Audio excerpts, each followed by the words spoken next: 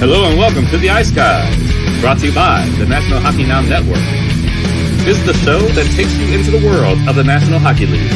Every game, every day, from a betting perspective. With pro sports handicappers Ian Cameron, Alex B. Smith, and various guests from the world of hockey and sports betting. And now, here's your host, Ian Cameron. Welcome to the Ice Guys, presented by National Hockey Now, Friday, December 23rd. Ian Cameron, for now, with you. There is a huge winter storm whipping through the area in a lot of places. That's why two of the games, by the way, tonight have been canceled. Tampa Bay, Buffalo, Detroit, Ottawa, because of weather issues. And my power's been going in and out all day. So if I'm gone at some point during this show, you know why. But hopefully we hang in there and we can get through this next hour or so on this final edition of the Ice Guys before the Christmas break. Ian Cameron, Alex B. Smith, and we've got Melissa Cunningham, one of our favorites in the Ice Guys community, joining us. Melissa, thanks for being with us today. Great to have you here. Yeah, and I'm also on my cell phone right now because my internet just went out. I don't know what's going on lately, but hopefully my connection will be okay here on my phone. But thanks so much for having me. You guys are my favorite show that puts me through my workday, I will say. So appreciate you having me back on again. Yeah, we appreciate that, and we're glad we can help people get through their work days. And we've heard that a lot, that you help me get through a long day at work. I think you're just one of like 10 people I've heard say that. So yeah. we are glad that we make the work day a little bit easier for everybody out there. How can it not be easier when you hear hockey talk? It's going to make any how can it not be easier when we hear Skinner? Yeah. Yeah, and all my stupid cornball sayings. Yeah, life's not complete without hearing some of those. Absolutely. Absolutely. Singing at a moment's notice and all the shit that I do. Oh man, sometimes I'm glad people like it, because people are thinking, are you nuts sometimes when they hear me do what I'm doing on this show? But nevertheless, I'm glad people get a kick out of it and enjoy it. And by the way, early Merry Christmas, obviously, to everybody that watches the show. We appreciate you guys being with us all year round, every single day, many of you, and we thank you for that. Alex, are you ready for Christmas? And more importantly, are you ready for this huge Friday slate, the final one before the break? Yeah, absolutely. It's unfortunate you guys are getting hit with the storm that was supposed to be, crippling us. We only got 2 inches of snow, but now it's like 35 below with the wind chills, super breezy, just insanity. But it's wintertime. You're supposed to expect that. We're definitely gonna have a white Christmas. That is the lock of the holiday for sure. But looking forward to it. We always talk about how this and the end. Well, in previous years, the Thanksgiving break games, always high scoring. Always, sometimes, a lot of craziness involved. Try to stay away from those huge favorites. You see a lot of upsets. A lot of games go to overtime. A lot of, cases where you have two bad teams just roll the puck out and they just kind of, play for exercise. A phrase you like to use usually later in the season. But I got one of those on my card tonight. Yeah, there's a lot of variables in this card, and that's what makes this so exciting. It's almost like a reset, like opening night kind of feel. You can't really go by every trend that we've seen in the last couple of weeks when you have these games before these breaks. Yeah, no doubt. And you're right. I think the trend, especially the last time we had a full slate before Christmas, which was, I think, a couple of years ago. Because remember, last year we had so many postponements leading into Christmas last year. So I think it was 2-3 years ago, and there were a lot of high-scoring games right before the Christmas break. So we'll see if that continues. And it was more of an overnight than an undernight last night as well in the NHL. So keep that in mind. So high scoring, and I mentioned on the show I did earlier today, I've bet something on the over actually in every game today on this card. Something. Okay. Now, there's obviously some overs I like a lot more than the rest, but we have something in play, in action with the over in each game tonight on the card for that very reason, where we often see a lot of goals on the night before the Christmas break. We'll see if that trend plays out here tonight. So we'll get right into it now. We've got 11 games. So let's jump into it with Winnipeg and Washington. We've got the Capitals minus 165 home favorites, 6 the total in this game. Back-to-back for both teams. Washington off an overtime win against Ottawa last night. Winnipeg, tough loss against Boston. They're up 2-0 early in that game.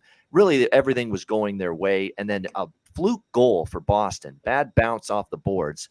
Hellebuck didn't expect it. Went to play the puck. Of course, it comes off the lively end boards there, right out in front. Pasternak puts it in, makes it 2-1. And really, that's what woke up what would look like a very sleepy Boston team prior to that point, and they ended up winning that game by a score of 3-2. Came back and won that game as the home ice magic continues for the Boston Bruins in that victory.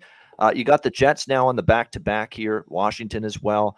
There is no goalie confirmations yet. A lot of teams aren't doing morning skates today. I guess maybe because it's so close to Christmas. A lot of teams on back-to-backs. We don't have as much info to go with in terms of lineups and starting goalies at this time of day as normally we do.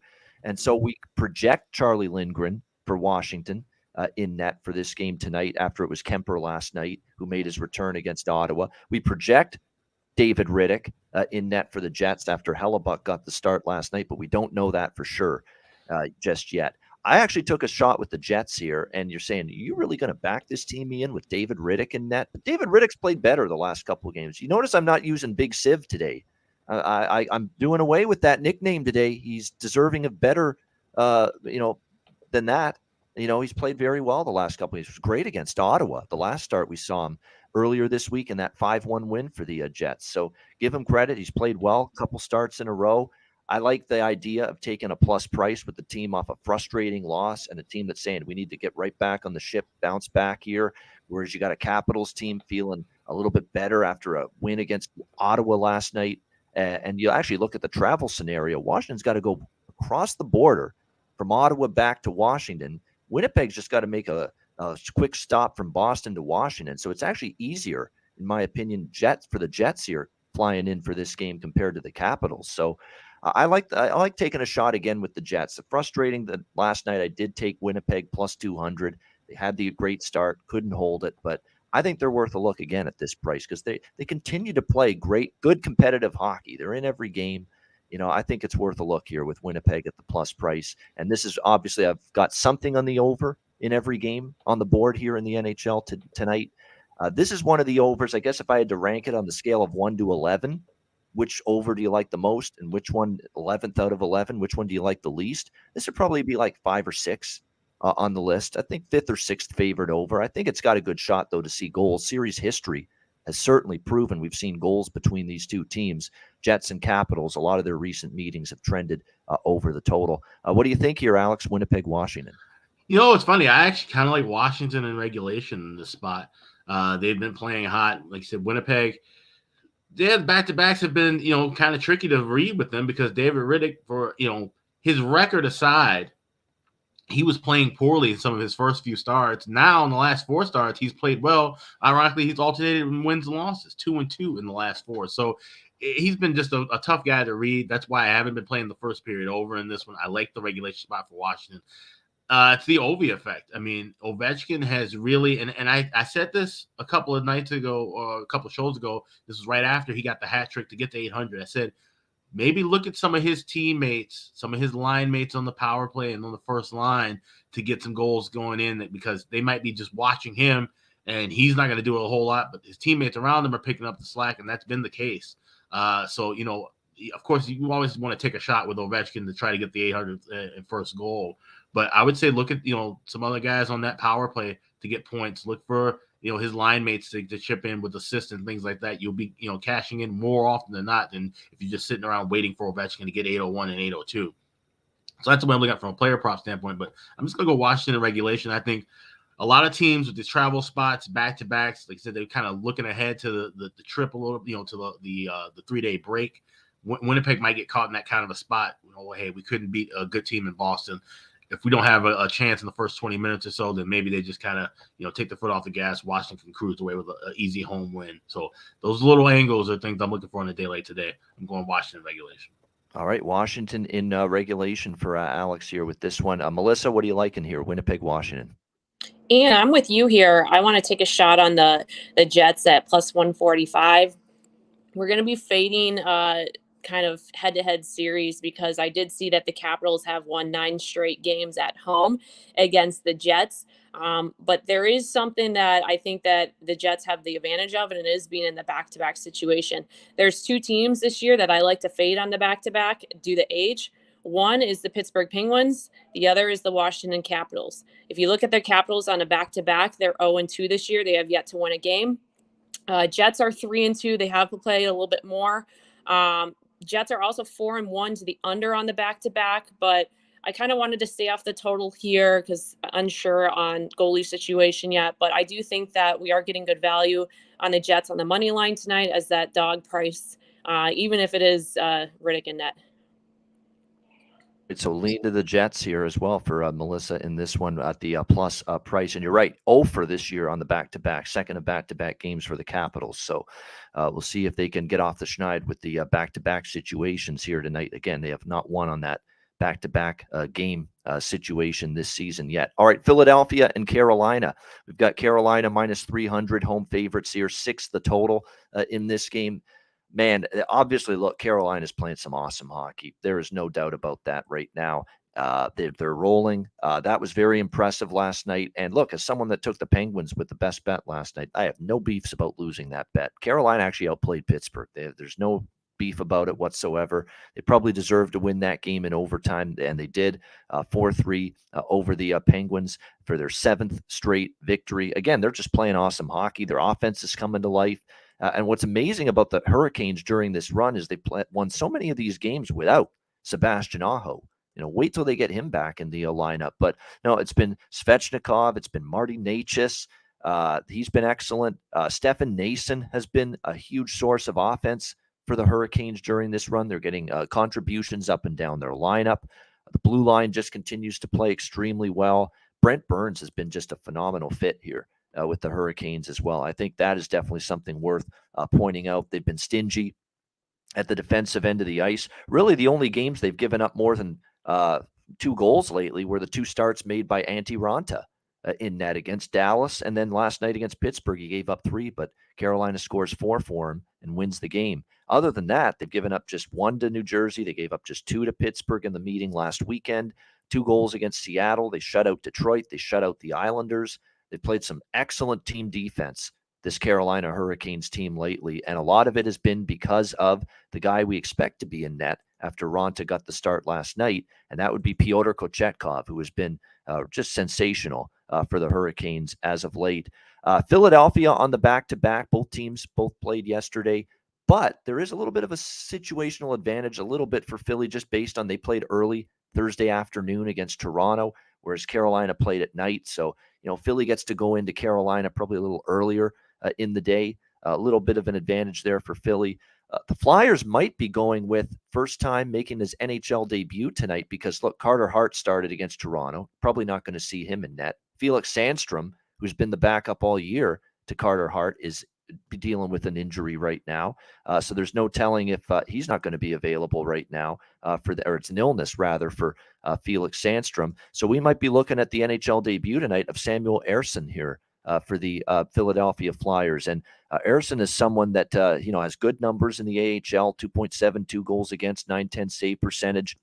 He actually played well in the preseason for the Flyers. Now you take that with a grain of salt, but he had a few really good games. And this to me, as well as Carolina's rolling along right now, this feels like this could be a clunker waiting to happen for the Hurricane. I could see it. I honestly could. And they've done this before where they're rolling along. They're on a back-to-back. They had a big win the night before, and they come home and they lay an egg. And Philadelphia will work their butts off against you. Look at yesterday against Toronto. They could have mailed it in and said, this game's over when they fell behind, 4-1?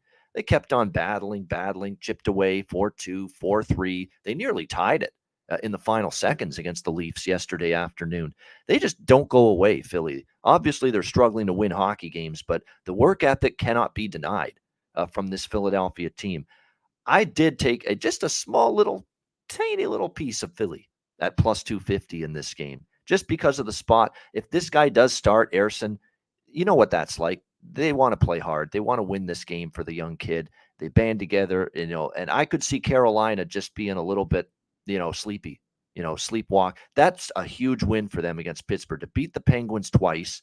You played some big time teams lately, and this just screams that back home, distractions with the wife, distractions with the kids, paying bills right before the Christmas break. It's got all the makings of Carolina just maybe laying the old proverbial egg tonight. Maybe they don't because they're playing that good, but there's worse things you could do, in my opinion. Take a small shot on the Flyers tonight in this spot. What do you think here, Alex? Flyers and Hurricanes. Yeah, I kind of alluded to this game earlier when I said beware of some of these big favorites, and I'm right there with you. I feel like Carolina could lay an egg here at a high favorite price. This is one of those games, like I said, wrapping up after 2 big wins this week against Pittsburgh, as you mentioned. And not only that, but also beating New Jersey to essentially take the top spot in the Metro. So this has been a great week for them. They're probably, looking forward to, like I said, the holidays coming up. And they probably will play tough, but Philly's going to hang around there as well. You look at 2 of the last 3 meetings have gone to overtime. Carolina's last game went to OT. Philly, even looking at the last 3 games, that 6-3 final against the Rangers, that loss was a bit misleading. 2 of those goals were empty net goals that came very late in the third period. So that was pretty much a tight 4-3 game for most of that third period. Once the Rangers did take the lead, I'm going with the draw. And this game feels a lot like what we saw with Colorado and Montreal. And Ian, you mentioned about how Montreal was live in that game, had a great chance, but couldn't take care of business after 60 minutes. I love that draw there at plus 400. I'm seeing here plus 455. I'm definitely taking a shot here with the draw between the Flyers and Canes tonight.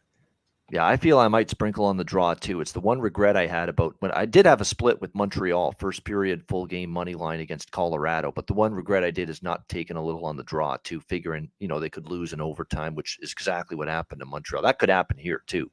Philly battles, and then they lose in overtime. So the draw sprinkle is probably something to consider. Maybe go with a Flyers money line, correct score 4-3 in the draw. Yeah, you could do that. You could do draw double chance, which is a soccer type bet. You could do that on the Flyers as well in this one. So a lot of different ways, but I definitely think this is going to be one of those games where I could see Carolina kind of going through those motions a little bit. What do you think here, Melissa? This is a game that I tend to stay off anytime I see heavy chalk like this on either side.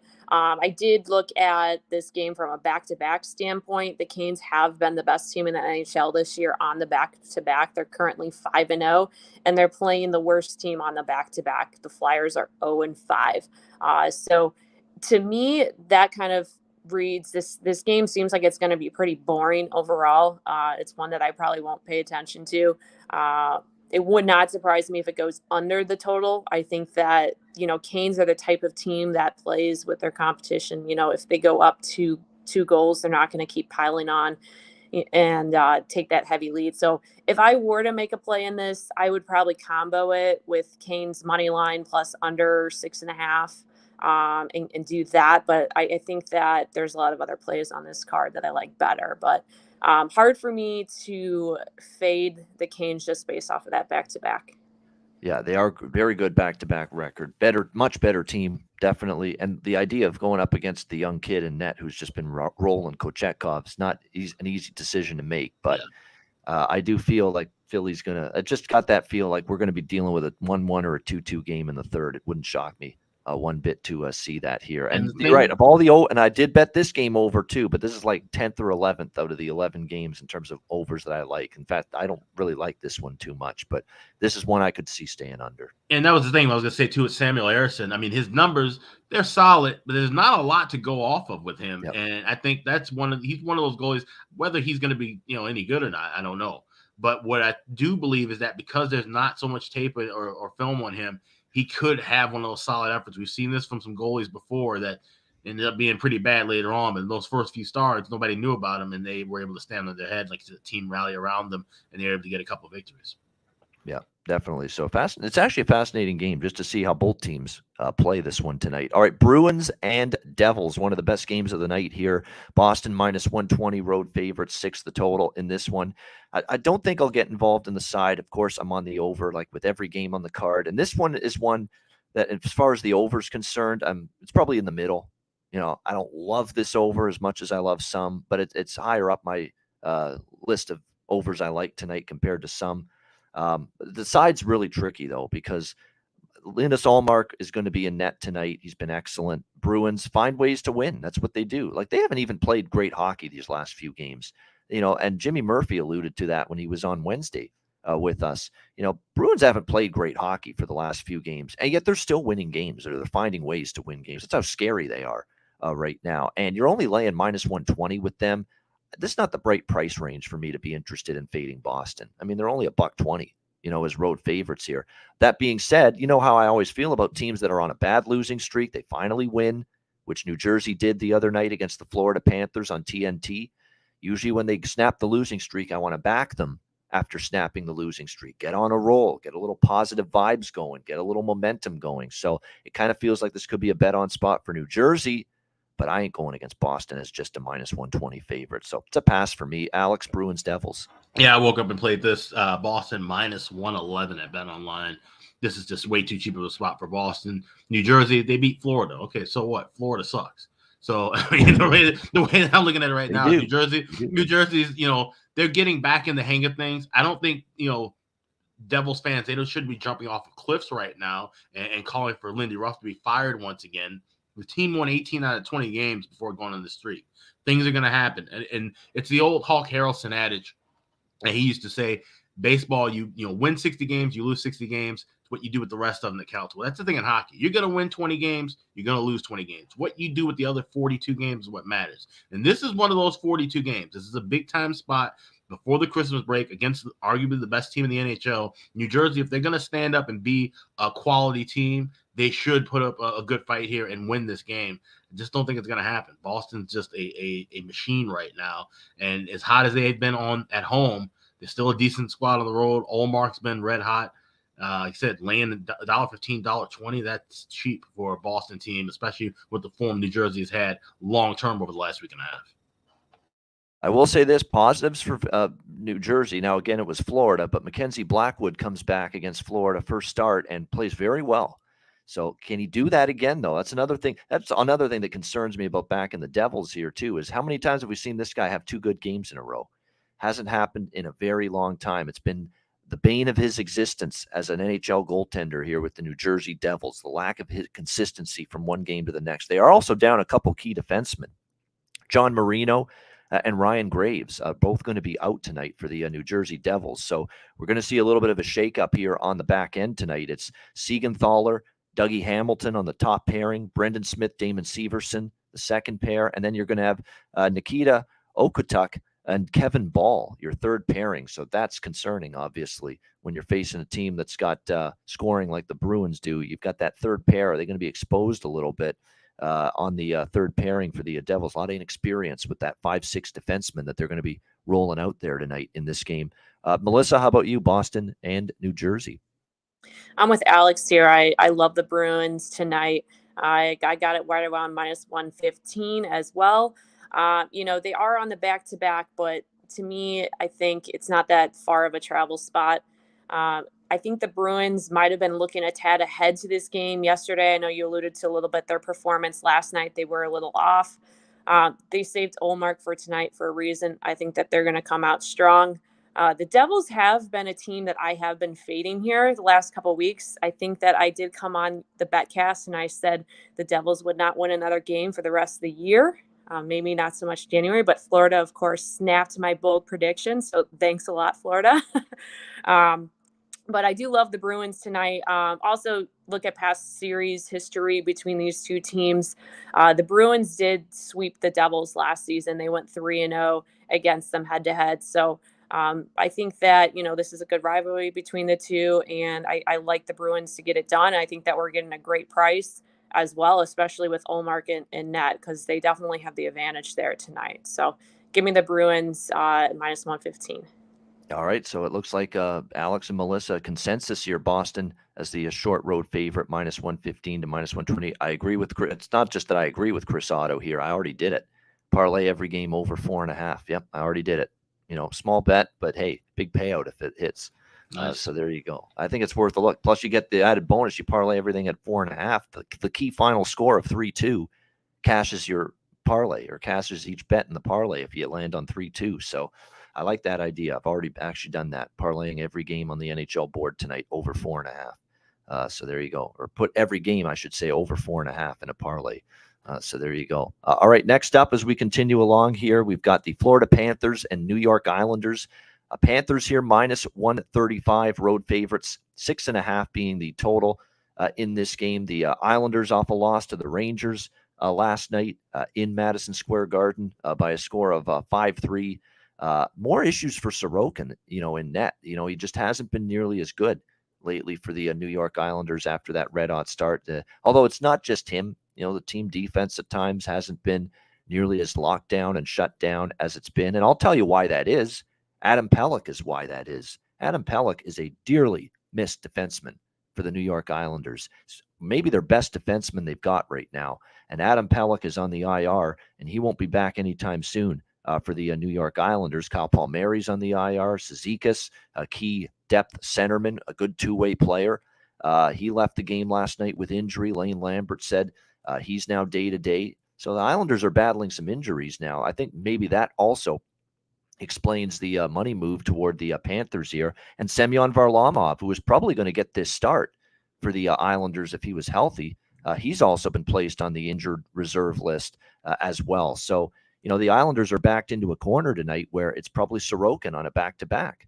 That's probably what they're going to end up having to do here tonight as they face the Florida Panthers, unless they give – do they dare give Corey Schneider a start? I mean, who has obviously had one injury after another. He hasn't played in eons in an NHL game.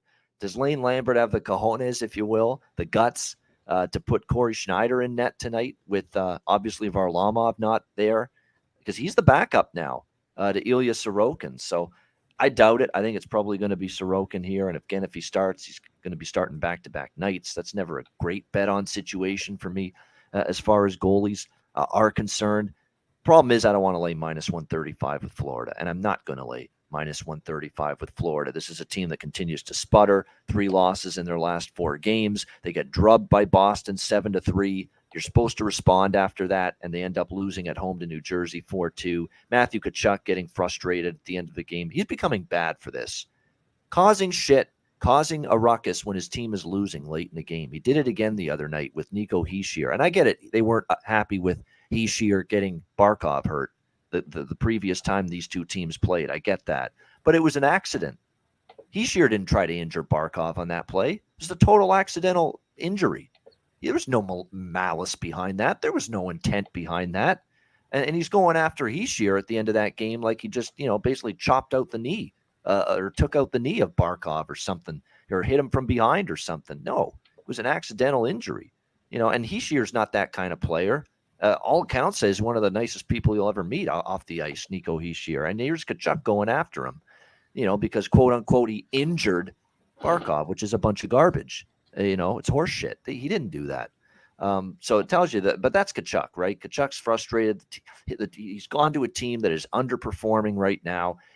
He's frustrated by it, and that's just what he does when his team's losing a game in the final minute or two. He's often going to cause a ruckus, get into a fracas, and get a scrum going, and that's exactly what happened in that game. But nevertheless, I'm not laying a price with Florida on the road right now. It's a pass because I don't want the Islanders really in this spot either. It's not a great spot for them. I don't trust Sorokin, especially on a back-to-back if he's going to be forced in there again.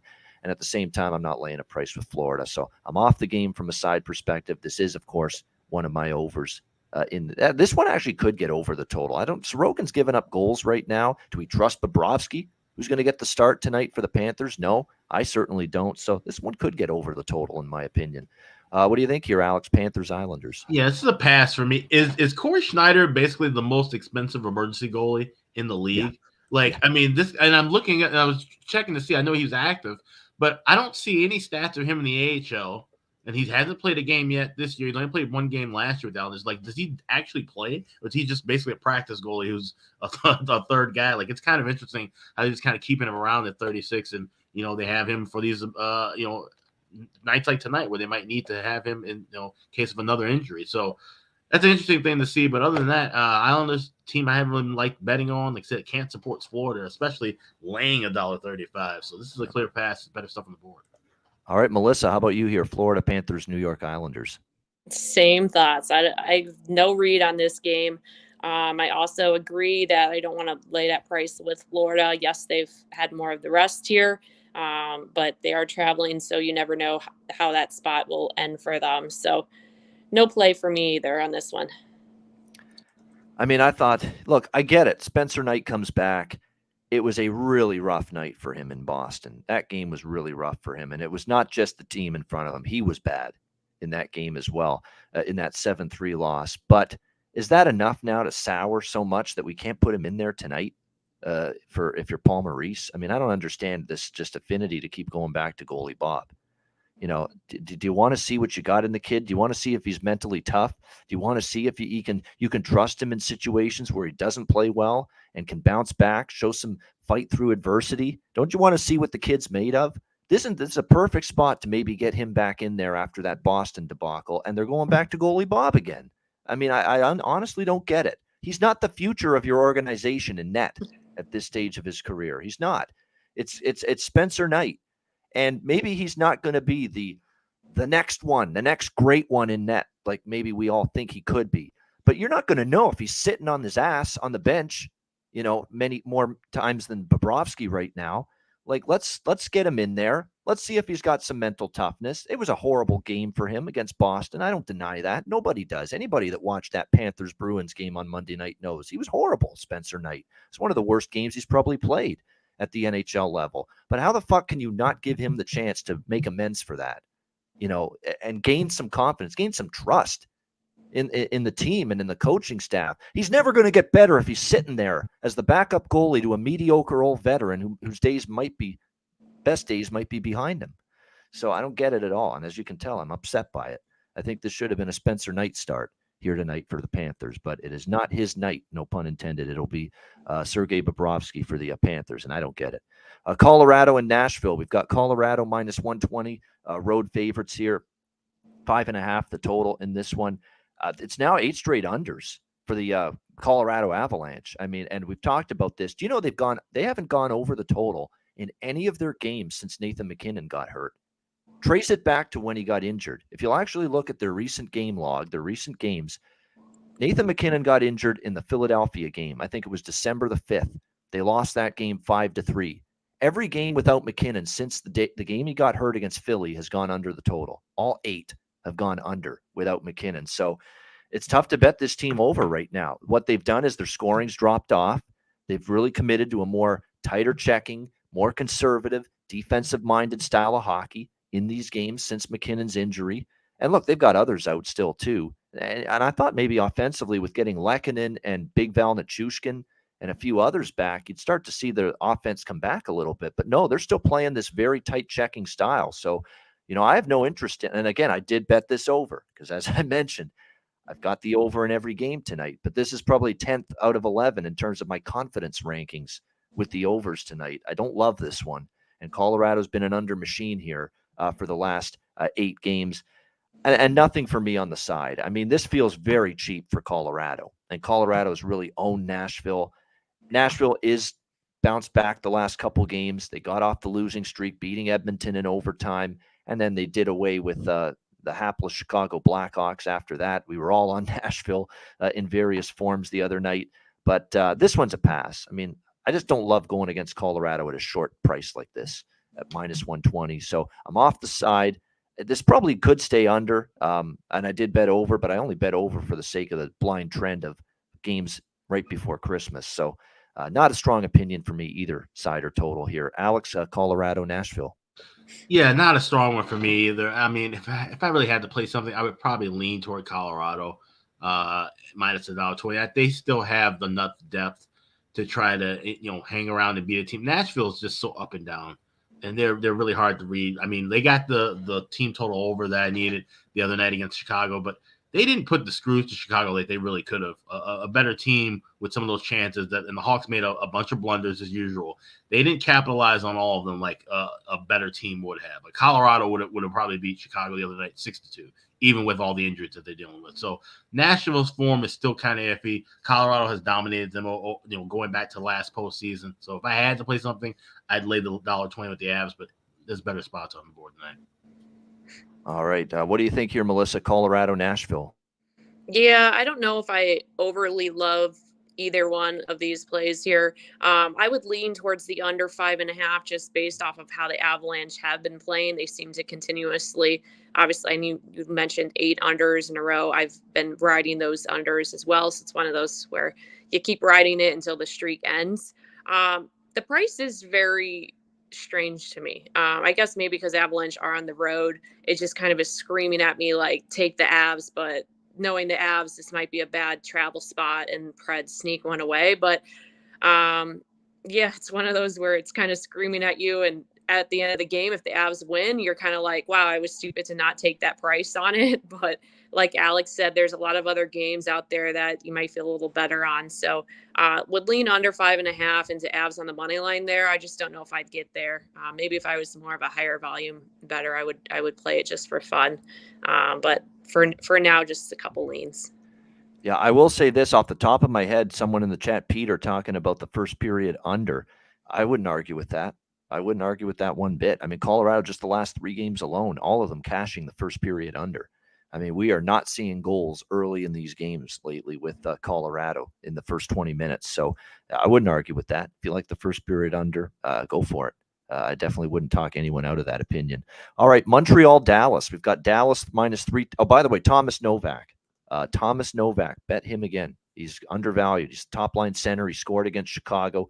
Maybe a little tougher to score tonight against Colorado, and especially Georgiev, who's been pretty good lately in net if he is indeed the starter for the Avalanche. And it is confirmed he is in net. We're just waiting to see who's in for Nashville. You'd think it's Saros.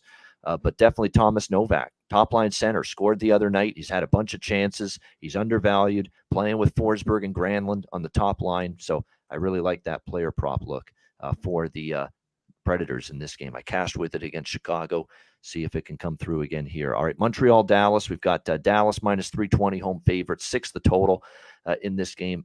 Probably a Dallas spot to bounce back off a really poor defensive showing against the Edmonton Oilers on Wednesday night. 6-3 victory for Edmonton. Not one of Jake Ottinger's better games either. I thought he could have been a lot better than he was.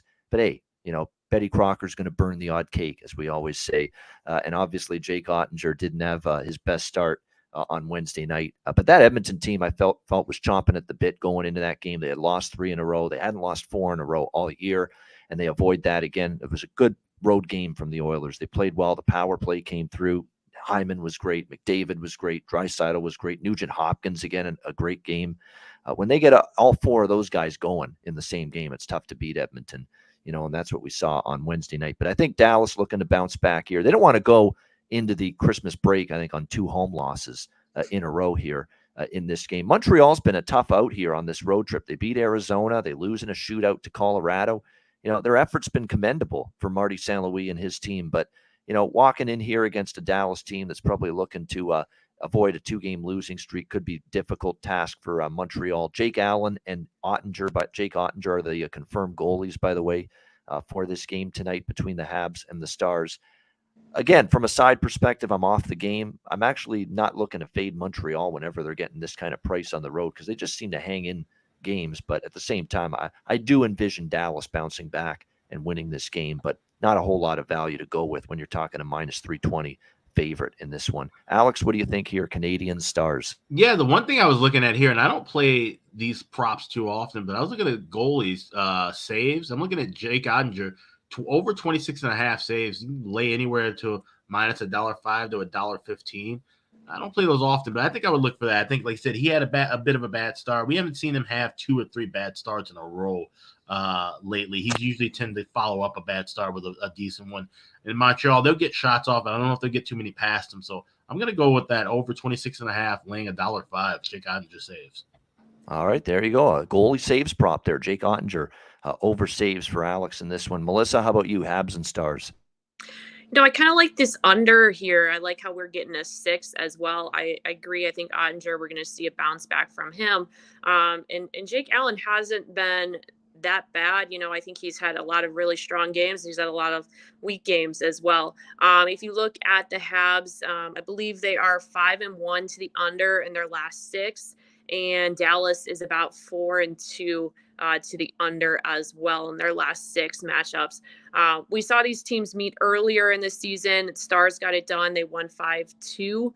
I think that this one might flip a little bit and it will kind of go towards the under. I like that we have a 6. If it was probably a 5.5, I'd probably lay off of it. It would not surprise me if this one goes, 3-1 Stars or 4-1 Stars as well. Aside from the game against Tampa Bay, Jake Allen's in a bit of a groove again.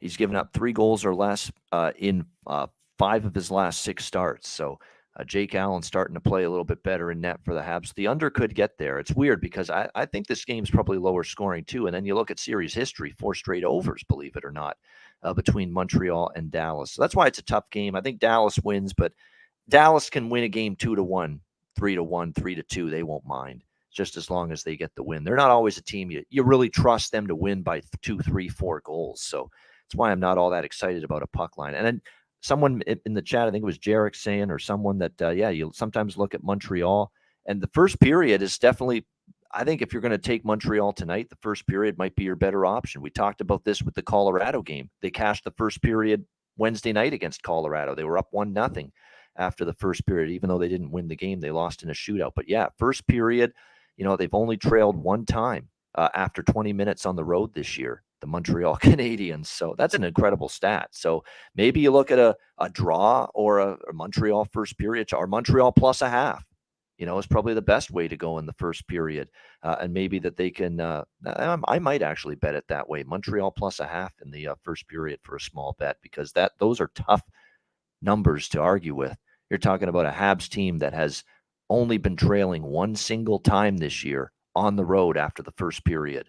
And that's obviously going into the game tonight between Montreal and Dallas.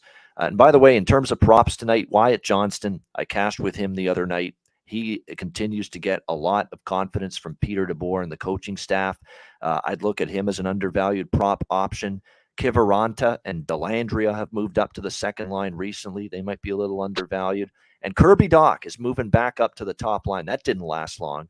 Marty St. Louis put him down on the second line. Now he's back up to the top line tonight with Suzuki and Caulfield. So you're going to get Kirby Dach. There's some books that still put plus 400, plus 500 on him to score a goal, even though he's on the top line. So Kirby Dach of the Habs might be worth a look too in terms of great value in the goal prop market. All right, before we get to the next game, by the way, hit the like button, everybody watching on YouTube. We appreciate it very much. We'll get to the back half of the Friday NHL card in just a second, right after we hear from our good friends at Gramco. All right, whether you or your team's game is on the field, screen, racetrack, or the ice, Gramco is for the game. Grown by farmers who spent years developing premium hemp genetics, Gramco provides customers with consistent quality Delta 8 products ready for any occasion.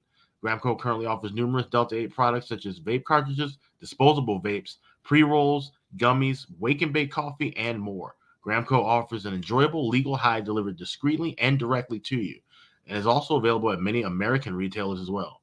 Get the best Delta 8 cannabis products on the market shipped quickly and discreetly from Gramco. If you visit www.thegramco.com, use promo code ICEGUYS, you get 25% off of any order, and all orders on the site that are $50 and higher are shipped free with standard shipping. So live elevated with Gramco and check out their wonderful Delta 8 products today.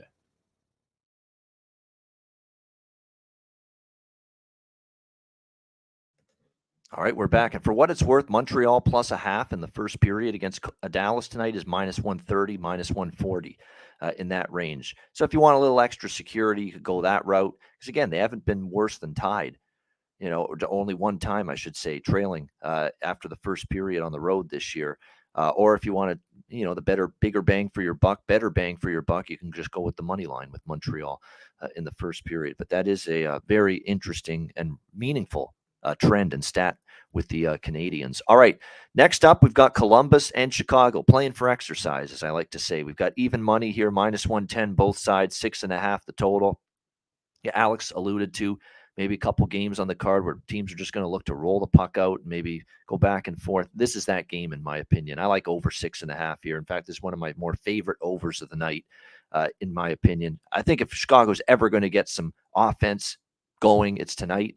Against the Blue Jackets. It is a banged-up team on the blue line, although it looks like Adam Boquist is going to be finally able to return. They get one of those starting D that are injured back in the lineup here tonight for the Columbus Blue Jackets. And, of course, it also goes without saying, former member of the Chicago Blackhawks organization. So maybe a little prop of some kind, shots on goal. If you can find something on Boquist, any Boquist props that you can find, believe it or not, it might be something to consider in this game, facing his old mates. I mean, Do we expect him to score a goal? No, but I see plus 800 at Caesars. I mean, it's a crazy price, but crazier things have happened. He's not much of a goal scorer, obviously, but if you want to have some fun, throw a couple bucks on it, go ahead. But he'll be back for the Jackets tonight. So at least now they're down to 3 starting defensemen instead of 4 out, but they're still very banged up. It's still not a great situation. Up front, Danforth, Shinnikov is now on IR, and he's been a good young player for them. Cole Sillinger still on IR. Boone Jenner, the captain we've talked about, IR. Voracek still out. Merzlikin's out. It looks like Tarasov is going to be the goalie tonight, again for the Blue Jackets, because Korpisalo's available. He could have started tonight if Brad Larson chose to, but going to go with Danil Tarasov in net. And Alex Stalock making his first start in quite some time for the Blackhawks, finally back from that concussion. And he's finally back, ready to make his first start since October 30th. His last start in net for the Blackhawks. His numbers before getting hurt weren't terrible. 2.93 goals against average, 914 save percentage, 3-2. Chicago in his 5 starts, but it's been a long time off. We still think this guy's probably going to be more below average than above average when it comes to goaltending for Chicago. So how will he fare? Long layoff, a lot of time that he's missed. Will he be sharp first game back? I'm not so sure. I don't trust either side. I'm just going to stick to goals here and go over 6.5. What do you think here, Alex? Columbus and Chicago? This is a brutal battle. I mean, these are 2 teams that used to be division rivals, and it has that feel of like a 2007 matchup where, both teams suck and they're playing, holiday time. Probably going to be a half empty United. Who's blocking a fucking shot tonight? Seriously, these 2 teams. Who's doing that? You're not going anywhere. It's right before Christmas. Do you think your wife wants to tend to your fucking hurt, swollen ankle or leg after blocking a 90-mile-per-hour slap shot? No. Exactly. Yeah. This is definitely going to be a fun one to watch. And I think the Hawks finally get a win here at home. I think they end their streak. Nobody wants to go into, like I said, they don't want to go into the holiday break, pouting and sulking about losing 8 games in a row and having to be with family for the next 3 days, having that weigh on them and then having to get back on the ice. They want to go and feel good about themselves heading into the holiday break. And I think they can do that. It's a banged up Columbus team. The Hawks have hung around in some games, even though they've been losing, they've been playing tough. And they haven't just been getting demolished outside of the Ranger game. Like I said, with Nashville, that game, they made a bunch of mistakes, but their team couldn't capitalize on it. Can Columbus capitalize on Chicago's mistakes? They're going to make about 5 or 6 a night. I don't know if Columbus can really capitalize on that. So I'm looking at the Hawks here. I played them minus $1.05. I like it at $1.10. I also like, you're talking about revenge angles. I'm going with Seth Jones over a half on the power play point at plus 200. Got that at BetMGM. He's been shooting the puck really well on the power play. Kane's been feeding him left and right. He just hasn't been able to find the back of the net. I think he comes up with either a goal or an assist with the man advantage here. So I'm taking a 2-1 shot here. This is a smaller play for me. Seth Jones to get a power play point tonight. There you go. Seth Jones there against his former mates to make an impact on the score sheet tonight, says Alex, against the Jackets with the Chicago Blackhawks. Yeah, I mean, I could just see the wife nagging the player, the husband player coming home, blocking a shot, getting hurt in a game like this when your team's going nowhere. You're not going anywhere anyway. You're not even making the playoffs. What are you doing that for?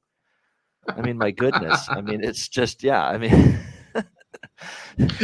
why you got to do that? It's not worth it. Yeah, it's going to be pond hockey. I'd be shocked if it's not tonight. It's going to be pond hockey. It's going to be up and down the ice. No question about that. And like I say, I think defense is going to be optional. Kent Johnson, of course. Yeah, of course, Kent Johnson. I mean, I don't even need to mention it at this point. I've been on the Kent Johnson prop bandwagon ever since he took over the top line center spot for the Jackets, filling in for Boone Jenner. He's been great with Laine and Gaudreau, actually. No question about that. Did sound like Marge Simpson. That's true. But yeah, it's not the voice I'd want to hear day in and day out. That's for damn sure. But nevertheless, yeah, I think Kent Johnson absolutely, from a prop standpoint, is worth a look here tonight. Once again, he's been good on that top line since taking over for Boone Jenner. He's still plus 310 in some spots. They're making a small adjustment, but not enough. Plus 310 to score a goal, plus 100 to get a point. Sign me up for both with that for Kent Johnson tonight for the Blue Jackets. No doubt. What do you think here, Melissa? Blue Jackets and Blackhawk. Yeah, as many people in the chat will always call this game probably the 1-800-GAMBLER game if you're playing a side here. I think that's Terry Edelman's famous quote. For me, I'm going to go back to that famous fading the Chicago Blackhawks in the first period. Blackhawks have lost 7 first periods in a row. I'm going to take CBJ first period. I'm just going to do the money line. I could do the puck line, but I'm just going to play a little bit safer and play that money line. This Blackhawks team has been difficult to watch. I've been fading them a lot, so I've been watching them play a lot, and it's tough to see the situation that Kane and Taves are in. Kaner's even getting some, he had some nice looks against Saros the other night, and usually you see him finish those. And, we got some frustration with him. I think he broke his stick at the end of the game. He was extremely upset. So if the Blackhawks do need to bounce back, you got to do it against CBJ. This is, two battle of last place here. Who's going to get the first round pick maybe essentially next year. But again, I can't bet this Blackhawks team just based off what they've been showing me. So I'm just going to stick with the Blackhawks consistently losing first period bets, and I'll take CBJ in the first period. Yeah, I actually might still bet that. It's just been so dominant how bad they've been in the first period. It's just this to me, and to Alex's point as to why he's on Chicago, this is about as good of opportunity as they're ever going to have to win a home game. It's not like Columbus is much better, leaps and bounds better. And you'd think maybe at least give the fans that are actually showing up on the eve of Christmas, the eve of Christmas Eve, technically tonight, but showing up, give them something to cheer about here tonight in this game. We'll see if they're capable. So as much as I've been on this theme too with the first period of the opponent against Chicago, I'm backing off tonight. But certainly if you want to keep riding it, it makes all the sense in the world, because the first period trend against Chicago for the opponent cashing in the first period, either puck line or money line, has been incredible. And as Melissa mentioned too, Sir Patrick Kane getting pissed off, breaking his stick, showing some frustration. He has feasted against Columbus in his career, 23 goals and 50 assists. So maybe he takes that spark and energy to the ice tonight.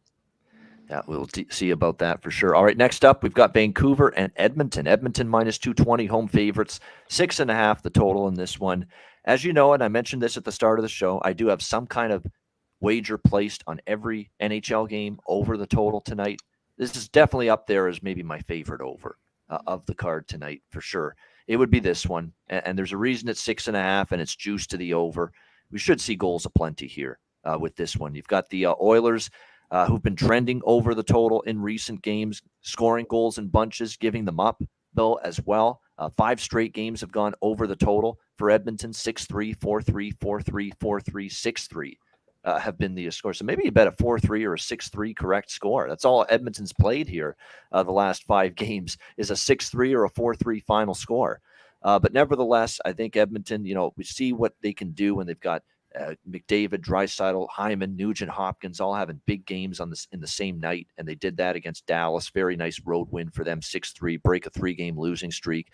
And I don't think they rest on their laurels after winning that. I think they come back home here and they want to go into the break winning 2 in a row. They don't want this win one, lose one bullshit. McDavid said it after the last game. We can't win against Dallas and give it back tonight against the Vancouver Canucks. So I think if you're Edmonton, you come out ready here for this game tonight. Vancouver, give the Canucks credit. It's been a rough season, horrible defensively. And we talk about Spencer Martin, Alex. He's starting to hit a wall. That was a bad goal to give up in that first period last night. And he's played a shit ton of games, way more than usual at the NHL level. I think he's getting a little overloaded work-wise. Fatigue is setting in a little bit for Martin. He's played a lot of games, faced a lot of rubber, a lot of pucks, but the Canucks came back and they helped out their goaltender who's been there for them so much this season, coming all the way back from a 5-3 deficit in the third period against Seattle last night and then winning 6-5 in a shootout. So very impressive comeback win from the Canucks. But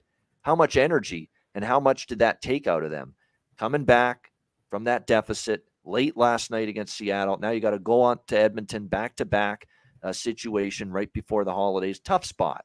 Just on paper, it looks like here for the Vancouver Canucks in this game tonight against Edmonton, who, by the way, it looks like it's going to be Skinner back in net tonight for the Edmonton Oilers. Once again, as you would expect, Stuart Skinner for the Oilers back in between the pipes. For the Vancouver Canucks, look, some sites have Spencer Martin projected, but I would be stunned if Spencer Martin's in net tonight. They've got to give him a rest. They've got to give him a blow at some point. He's faced a ton of games. He's played a ton of games in a row. He's faced a lot of shots. Vancouver gives up a ton of shots every game. So he's faced a ton of rubber. I think this is going to be, even though it hasn't been confirmed yet, I think we're going to see Colin Delia make the start tonight for the Vancouver Canucks. Colin Delia, you're breaking my heart. You better stop the puck lately. There you go, Colin Delia. I'm begging you, please stop the puck. Stop the puck. There you go. Little Simon and Garfunkel right there with Colin Delia potentially. And it's Christmas time. We'll do some shitty Christmas carols. Well, that's not a Christmas carol, but you get my point. But yeah, I think it's going to be Colin Delia here in net tonight for the Vancouver Canucks. You got to rest Martin. He's had a ton of games here in net for the Vancouver Canucks. And either way, I mean, Delia or Martin, definitely a defense in front of both goalies that has been horrendous, absolutely awful. What was Tyler Myers doing on the one Seattle goal? He throws it right up the middle of the ice and then falls down on the play, and it becomes an easy 2-on-0 and right in the back of the net for Daniel Sprong. I mean, awful, just horrendous defending by the Vancouver Canucks. No question about that. So the over to me is definitely the obvious play, in my opinion. I mean, you should see goals both ways. Delia, is going to have to be terrific with that, Swiss cheese defense in front of him. Edmonton should score in bunches tonight, but I think Vancouver can find a few goals as well. So I like the over, and I'm actually going to do a split bet with Edmonton in regulation and Edmonton puck line in this game, because I think they could hand it to Vancouver. It's a real tough spot. They really pushed themselves to come back, find a way to win that game last night against Seattle, and I think it's going to be a tough spot to bring it that way once again tonight against a Edmonton team, obviously, with the that's been sitting there in Edmonton waiting for this game tonight against the Canucks. What do you think here, Alex? Vancouver, Edmonton. I think this is going to be the pond hockey game of the night. I think we're going to roll it out and just see goals back and forth. And, keep in mind, we do want to check with these goalie confirmations tonight, because here's the thing. Everybody got 3 days off, and a couple teams got 4 days off. You might see some goaltenders run their starters again in the second night of back-to-backs.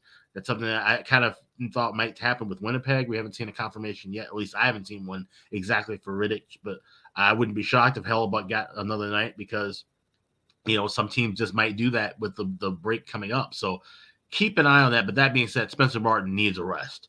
And we kind of foreshadowed this a few weeks ago, saying, okay, he's playing well, but can he handle the workload in the top minutes? And it seems like it's kind of breaking him down a bit. Like, so the defense up front, they're not helping him at all. So whoever's in net for the Canucks here, I think the Oilers will be able to score and find the back of the net often. I like the over in the first period, 2 at plus even money, and I'm also liking the over 6.5.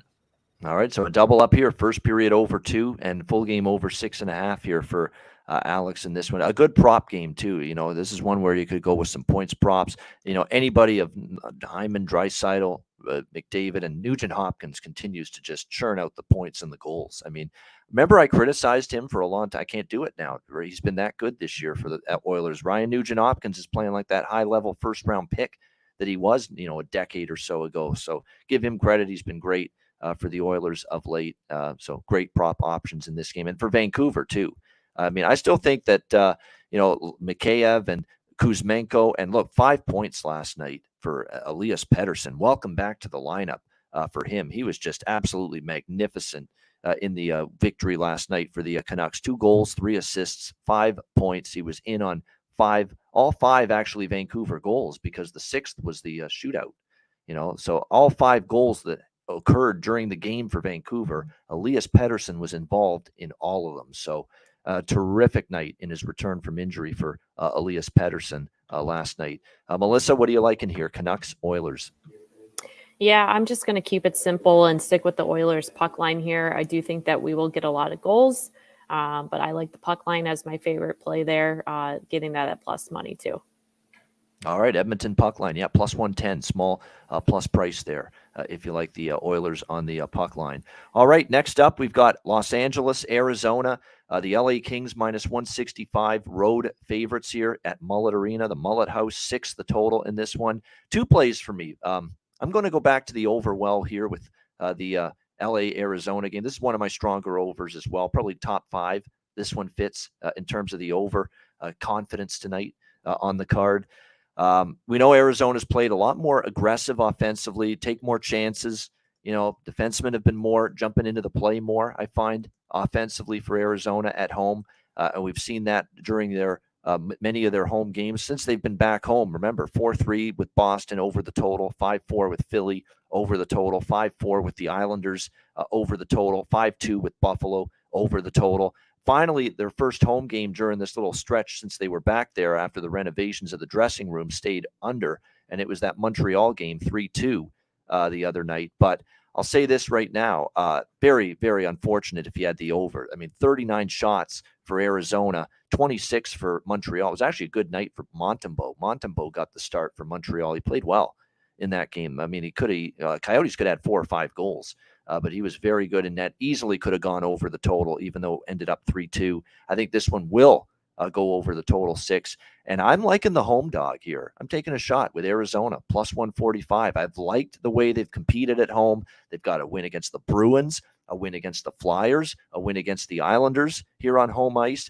They nearly beat Buffalo. Don't be fooled by the 5-2 final score, because 2 of those were empty net goals. That was a 1-goal hockey game. Buffalo was only up 3-2 with about a couple minutes left in the third period. Then they got 2 empty net goals. And then the Montreal game, they lost in overtime, but they outplayed Montreal, outshot Montreal, outchanced Montreal, and unfortunately couldn't bury the puck in that game, and they end up losing in overtime. So conceivably, in the last 5 home games, they could be 5-0, Arizona, in these games. That's how well they've competed. That's how well they've played. And for LA, you're off that big-time win against Calgary in overtime last night, 4-3. You blew the 3-1 lead. You had to go to OT, extend yourselves. Now you're on a back-to-back after playing late last night.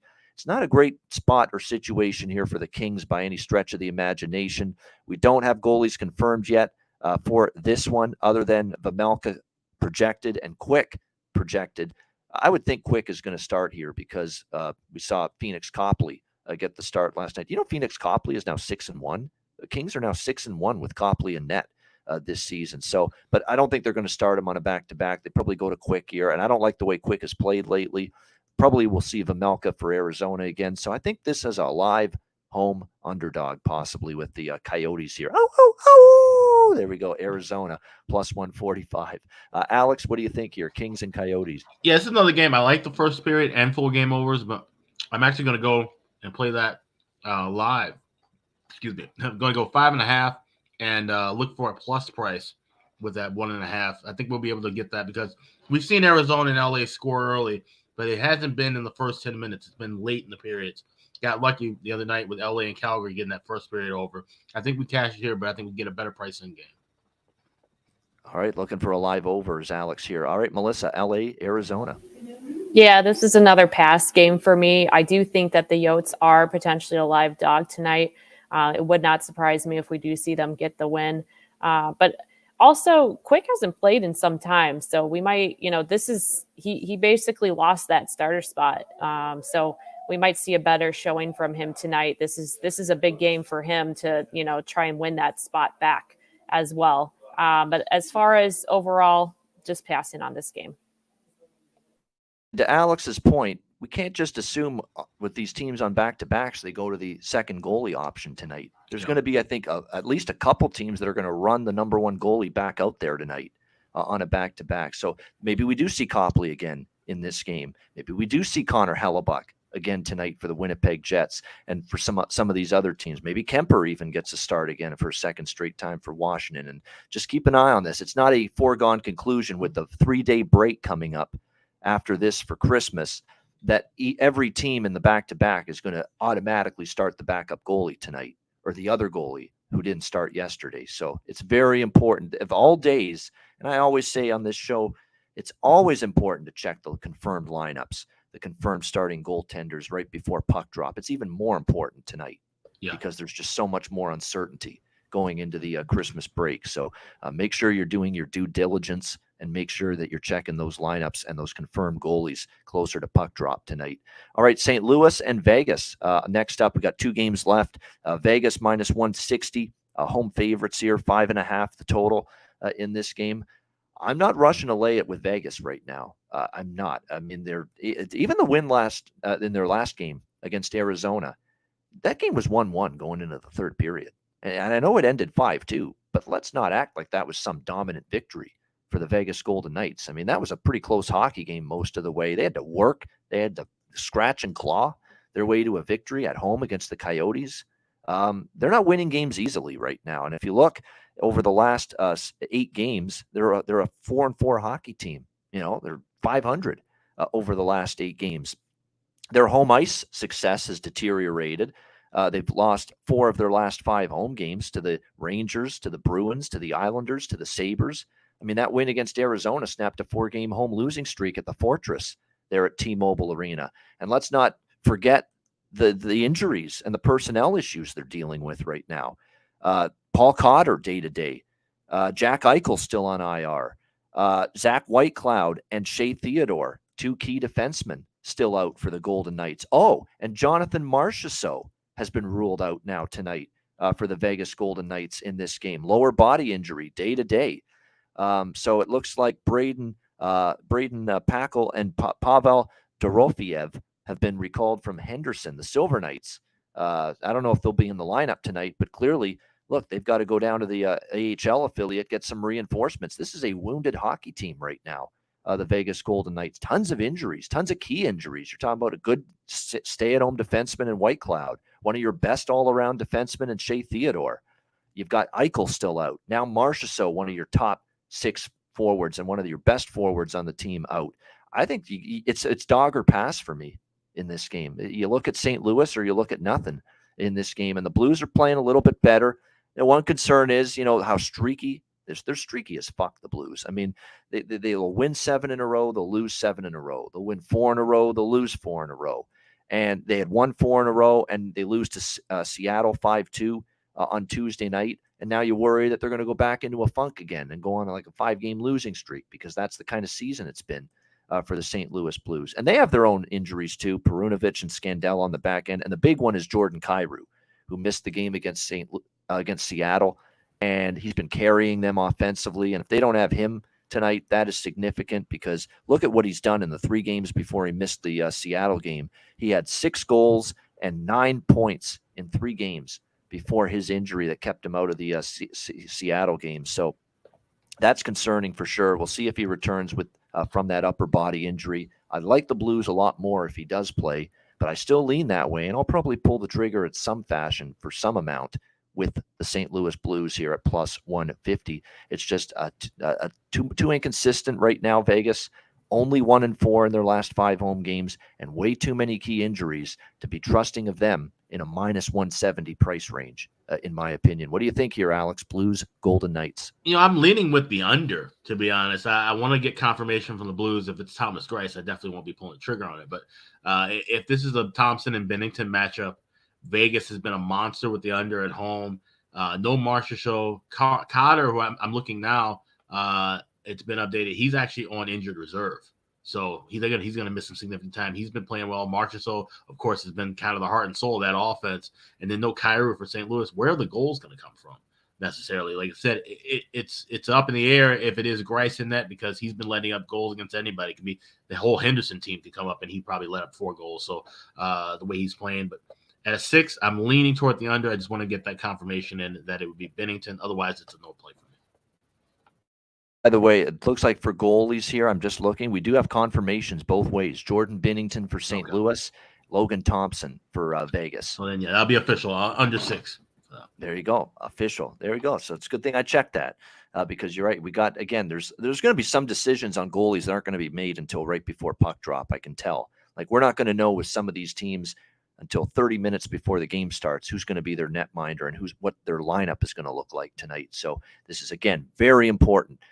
Check half an hour to an hour before the start time of each game if you're interested in getting a bet in these games and you're waiting on lineup info, because that's how late they could push it here, because a lot of teams didn't have the morning skate. They skipped it here this morning, final day before the Christmas break. So that's very important to do that. Tonight would be a great night where books could offer that whole listed goalies the same way they do listed pitchers in baseball. That would be a really neat option for an evening like this. Yeah, no doubt about that. Melissa, how about you here? St. Louis, Vegas. I agree with you, Ian. I think that laying minus 170 on the Golden Knights right now, just based off of the injuries and how they've been performing, just doesn't seem to be the smartest option here. Blues are at the end of this long road trip. They've gone 3-1, only loss coming to the Kraken when Cairo did go down. So that concerns me that he is going to be out again tonight. I would lean Blues as a live dog, maybe potentially a team total over 2.5 here, just in case this goes, 3-3 or 4-2, whatnot. But as far as everything else goes, I'll probably just sit this one out, but would not surprise me again if the Blues sneak this one on the Knights. That's a good point, too, in the chat from Jarek. This young kid, they need guys to step up on the blue line, obviously. Can't be all Pietrangelo with Theodore and Whitecloud out. And Daniil Miramonov has done that for the Vegas Golden Knights. He's been impressive here in the short amount of games he's played here for the Vegas Golden Knights. He scored in the last game for the Golden Knights against Arizona. He's actually got 2 goals and 5 points in the last 5 games for the Vegas Golden Knights. So if you can find props on him, I wouldn't talk anyone out of that for sure.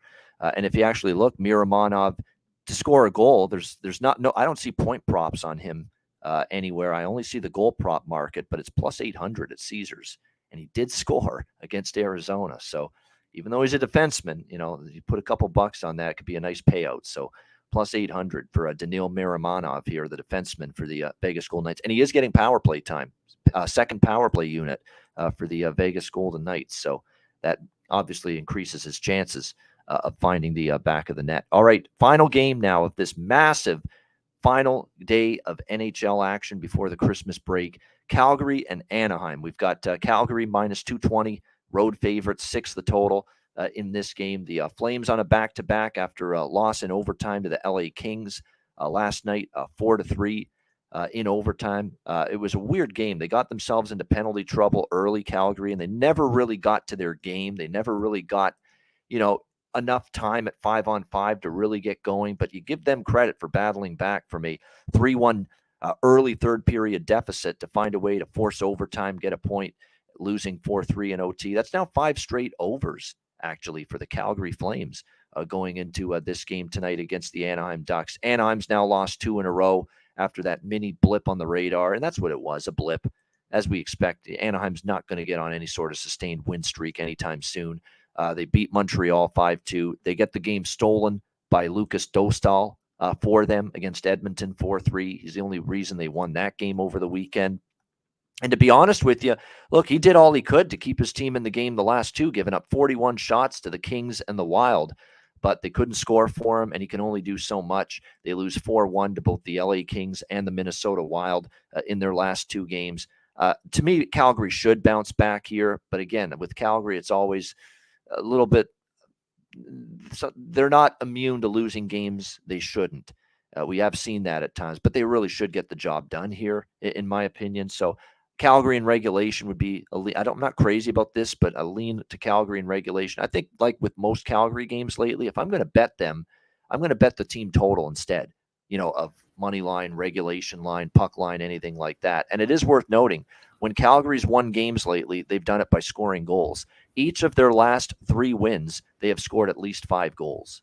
So that's why I say, just take Calgary team total over. If you like the Flames in the game, just take their team total over, which is a nice moderate price right now. The team total for the Flames is around minus 130 in this game tonight, it looks like. Actually, at Pinnacle, it's a little bit better, minus 122.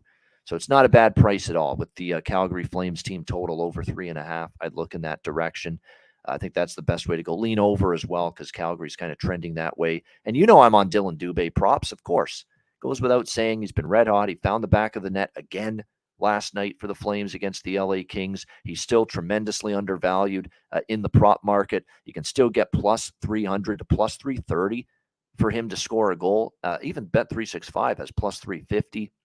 He's minus 130 to get a point. And the power play point prop, which is plus 425, even that is worth a look on Dylan Dubé because he's gotten a lot more power play minutes as of late for the Calgary Flames. Daryl Sutter suddenly loves this guy, and it's about damn time. He didn't play him enough, earlier in the season. Finally took this great run of offensive production from Dubé to finally wake up the old man there from his slumber, Daryl Sutter, and say, I got to play this guy more often. And that's exactly what he's doing right now. And he's rewarding his coach Dylan Dubé for playing him a lot. What do you think here, Alex, Calgary and Anaheim?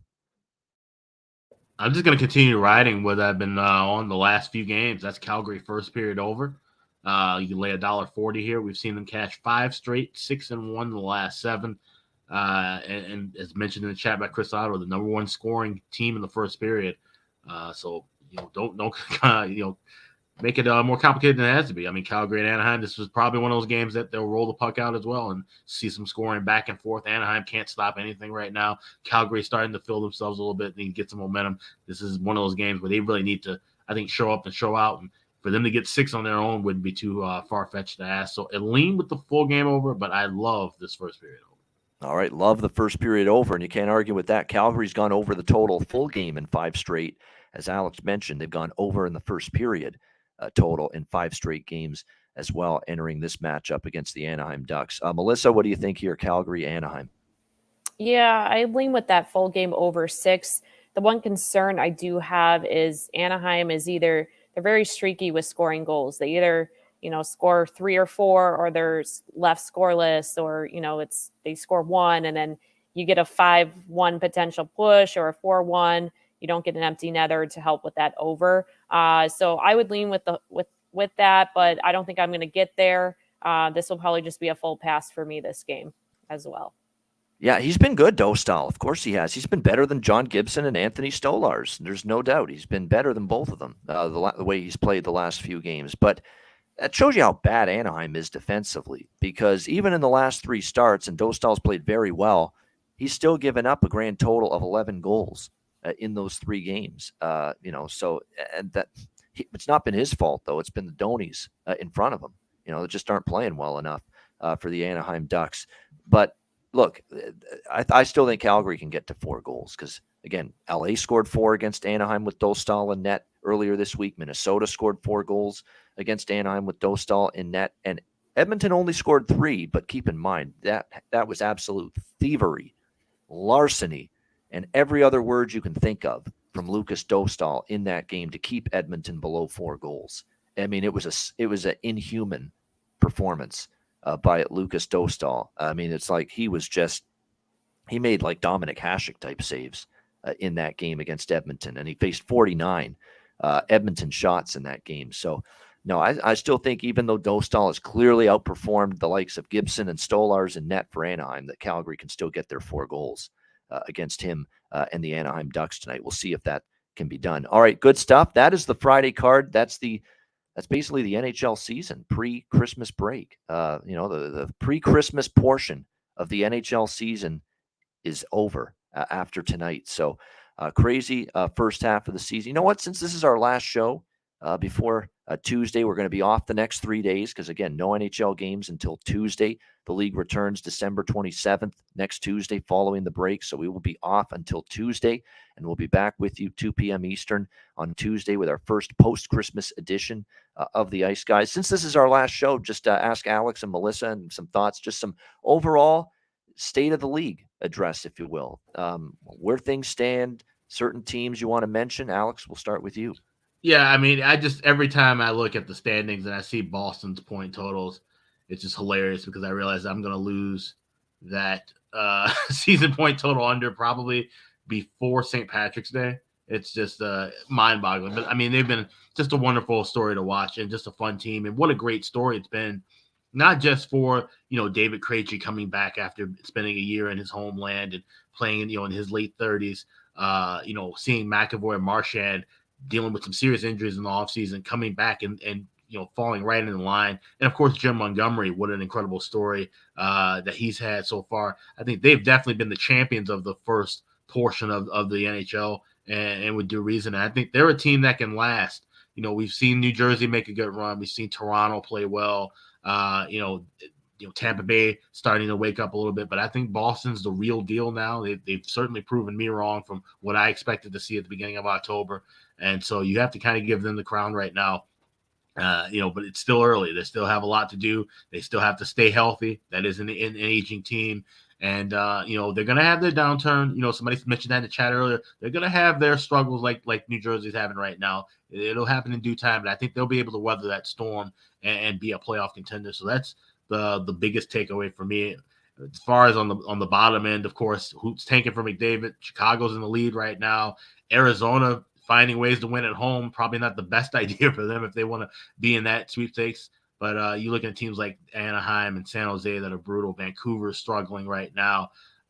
It'll be interesting to see, which teams taper off. Like we said, the old narrative of Thanksgiving being the make or break point for playoff teams, that's changed. I think this is now the time where we see the pretenders and contenders split apart. I think teams like Florida are going to start falling off. Teams like Colorado and Tampa Bay with the slow starts, they're going to start rounding in the form, and we're going to see things kind of shape up and materialize, because the next big thing we're looking for at this point will be the All-Star break and then heading into the trade deadline.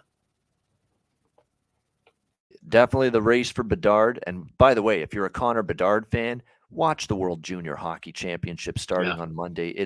He will be worth the price of admission and worth tuning in for all by himself, coming up at the World Juniors for Canada. That Canada team is obviously going to be the team to beat. The tournaments in Halifax, Nova Scotia. Wonder if our boy Andrew McGinnis is going to go to. He was actually one of the pre-tournament games earlier this week. It has me thinking he's probably going to go to some of the actual tournament games when it starts next week. So that's in Halifax, his neck of the woods. And Shane Wright, Connor Bedard. I mean, wow, that's going to be a very good Canada team at the World Juniors starting on Monday.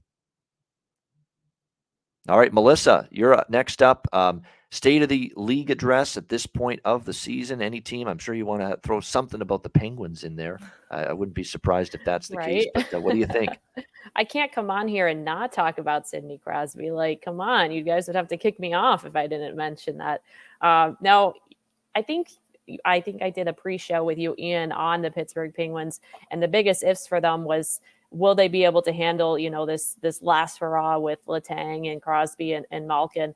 And I think that they've surprised a lot of people just from how Sid is playing. And, he's playing like he's young again, like 22, 23. So just the plays that he's making, the other night when he scored right through Igor, that was just, amazing to see. The biggest thing with that team, though, is going to just be, can they handle this? Is fatigue ever going to set in on them? So I'm excited to kind of see where they end up here. As far as other teams, the Winnipeg Jets have been a team that really has surprised me. I think that they've done extremely well, especially on the road. I thought that they might kind of fall off a little bit, but they've proven that they can compete as well, which is kind of why we like them tonight as a dog.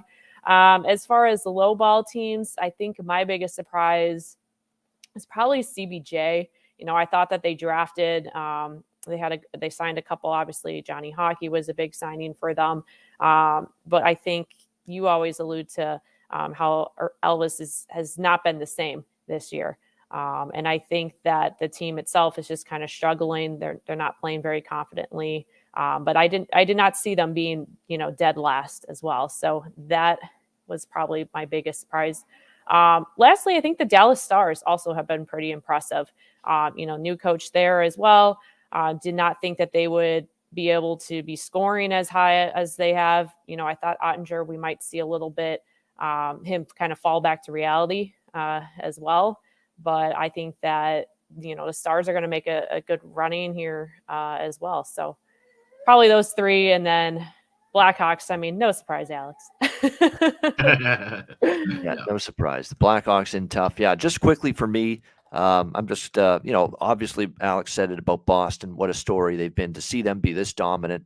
I didn't think they'd be this great. And even New Jersey, even though they've cooled off the last few weeks, what a great run the Devils have put together. To think people are talking about them as a Stanley Cup contender during that great streak they put together all of a sudden for a team that's been obviously had their tough times the last few years. It's been impressive. And I think the defensive improvement in the Devils has been the most surprising thing. We knew they could score goals, but the way during that streak they were defending, the way they were getting saves from their goaltender, particularly Vanacek, it was very impressive.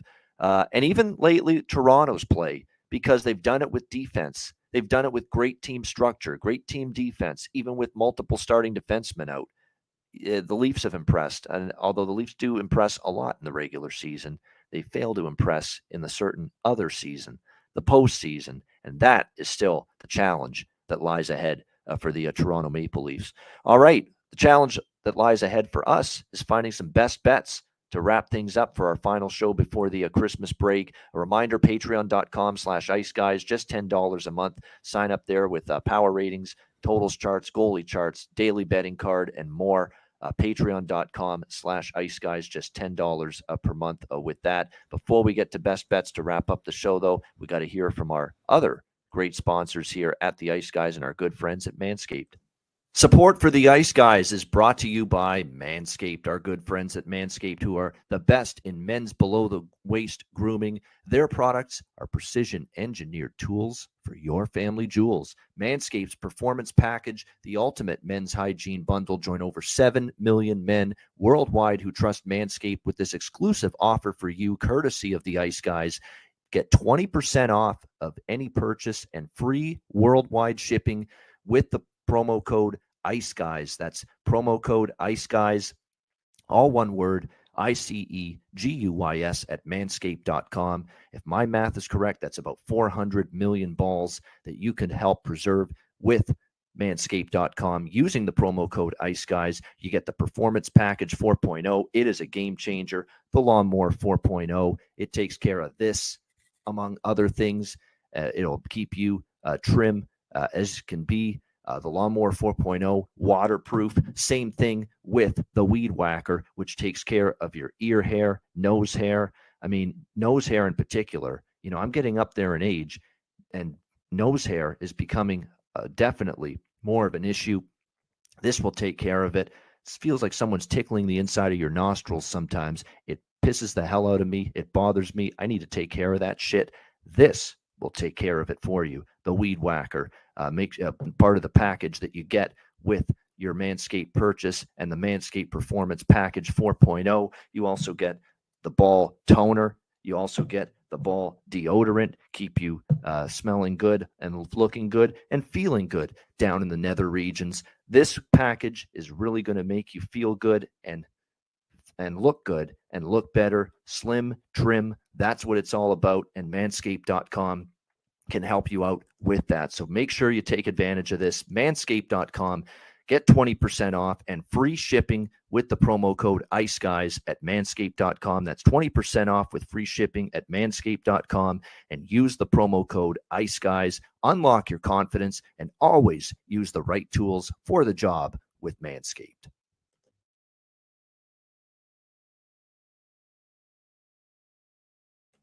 All right, back we are here on the Ice Guys, our final show before the Christmas break. 215 live viewers, by the way, in the YouTube chat. We appreciate it. Hit the like button on the way out if you haven't done so already. We appreciate that. It is time for Best Bets for the final time before the Christmas break. Alex, we'll start with you. What do you like for Best Bet? I keep laughing at MDR's comment in the chat. But we got to go over the west side. Blackhawks. Minus $1.05, minus $1.10 against Columbus. They have won 12 of the last 17 meetings at the United Center. Columbus 1-5 the last 6 against teams with a losing record. It's bad versus worse, and I think worse might actually be the team wearing red, white, and blue tonight. So give me the Hawks minus $1.05 to get a home win as the best bet tonight. There's not going to be many spots on the Chicago schedule to get a home win. This is probably about as good as they'll have for some time. Chicago, to get the job done, the Blackhawks over the Columbus Blue Jackets. Chicago money line, best bet for Alex B. Smith. Melissa Cunningham, we're going to have you back on it in the new year at least a few times. What do you like here for best bet? Yeah, thanks so much for having me on, and Merry Christmas to everyone. And thanks for always supporting me as well. Appreciate that. But for best bet, we're going to go with Bruins money line tonight, right around minus 110, minus 115. Yes, they are on the back-to-back, but I like that they saved Ullmark tonight. I think they get it done, and we're going to see the win from them. So Bruins money line. All right, Boston Bruins minus 120 money line against the New Jersey Devils. Best bet for Melissa here. My best bet, we're going to go to that Vancouver Edmonton over 6.5 minus 130.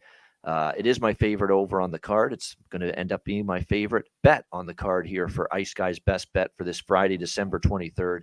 Canucks Oilers over 6.5 minus 130 for my best bet here for this Friday card. And that is a wrap from me, from Alex, from Melissa.